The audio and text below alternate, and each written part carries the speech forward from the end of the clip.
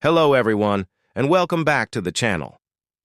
Today we're diving into a fascinating story from the Book of Numbers, chapters 23 and 24. It's a tale filled with a stubborn king, a conflicted prophet, and a powerful message about blessings that just can't be stopped. So grab your Bibles or just listen in, and let's get into it. Imagine this. The Israelites are on their journey, and they're making the local kings pretty nervous. One of these kings is Balak, the king of Moab. He sees this huge group of people and thinks, "This is not good for business. I need to do something and fast." So what does he do? He decides to hire a spiritual hitman. He sends for a renowned prophet named Balaam, famous for his powerful blessings and curses. Balak's plan is simple. Pay Balaam a handsome fee to curse the Israelites. If he can get a spiritual curse on them, maybe he can defeat them in battle. So, Balak's messengers arrive at Balaam's home with bags of money and they lay out the offer. Now Balaam is intrigued. He tells them to stay the night while he asks God what to do. And God's answer is crystal clear. He tells Balaam, "Do not go with them. You must not put a curse on those people because they are blessed." Simple enough, right? The next morning, Balaam tells the princes, "Sorry, can't help you," and sends them away. But King Balak is not a man who takes no for an answer. He thinks, maybe the price wasn't right. I'll send more important officials and offer even more honor and wealth. So, a second, more prestigious delegation arrives, upping the ante. Balaam's response is interesting. He says, "Even if Balak gave me all the silver and gold in his palace, I could not do anything great or small to go beyond the command of the Lord my God." Sounds noble. But then he tells them to stay the night, just in case God changes his mind. This time, God's message is a bit different. He says, "Since these men have come to summon you, go with them, but do only what I tell you."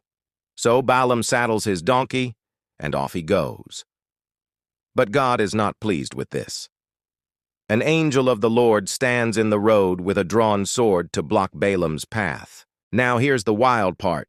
Balaam can't see the angel, but his donkey can. The donkey veers off the road, squishes Balaam's foot against a wall, and finally just lies down. Balaam, completely oblivious, gets angry and starts hitting his donkey. And then, something incredible happens. God opens the donkey's mouth and it speaks. It says, "What have I done to you to make you beat me these 3 times? Can you imagine? A talking donkey. At that moment, Balaam's eyes are opened, and he sees the angel. He realizes his mistake and bows down. The angel tells him that the donkey just saved his life and reminds him again, "Go with the men, but speak only what I tell you to say." So, Balaam finally arrives. King Balak is excited, ready for the curses to begin. They build 7 altars, make sacrifices, and Balak takes Balaam to a high place overlooking the Israelite camp. "Okay," Balak says, "do your thing. Curse them."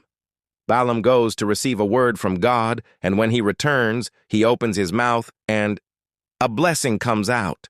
He declares, "How can I curse those whom God has not cursed? Let me die the death of the righteous, and may my final end be like theirs." Balak is furious. "What have you done? I brought you to curse my enemies, and you have blessed them." He drags Balaam to another viewpoint, hoping a change of scenery will change the outcome.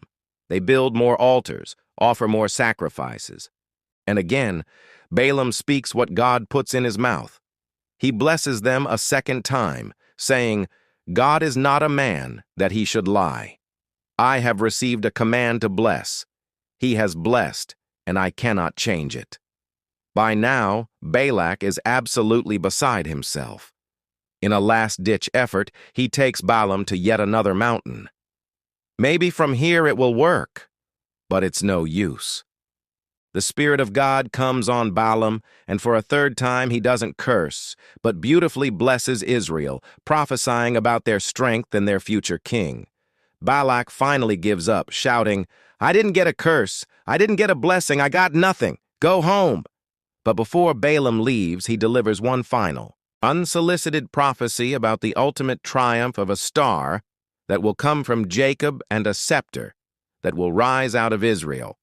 This story is such a powerful reminder that God's plans cannot be thwarted. No matter what schemes people cook up, what threats they make, or how much money they offer, a blessing from God cannot be turned into a curse. What God has declared, blessed, stays blessed. It's an amazing testament to God's sovereignty and His faithfulness to His people. Thanks so much for watching today.